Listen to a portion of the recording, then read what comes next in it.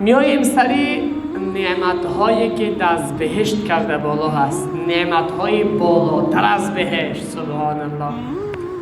وقتی که در حدیث شریف می آید وقتی که الله متعال تمام بهشتیان از ناز و نعمت خوش نصیب میگردن و بهشتیان در ناز و نعمت الله متعال مورد استفاده قرار میگیرن، ناز و نعمت‌های بهشت و اینها در ناز و نعمت به سر میبرند، الله متعال صدا میزنه که ای بنده های بهشتی ما، آیا از من راضی هستین؟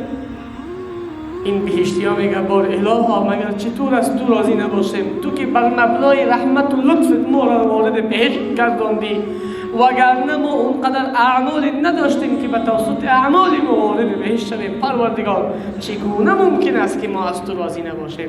اینجاست که الله متعال پرده را کنار میزنه، پرده را کنار میزنه و تمام بهشتیان متوجه جمال و صورت نازنین و بلا کیف الله متعال میشه و اینجا همه ناز و نعمت‌های بهشت فراموش بهشتیان میشه و همه غرق در دیدار الله متعال میشوند. سبحان الله.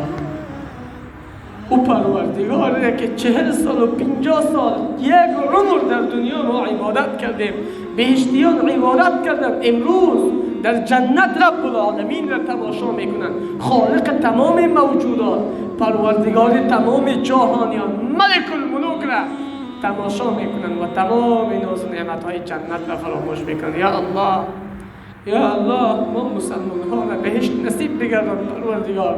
یا الله دیدارت را نصیب ما مسلمان ها بگردان.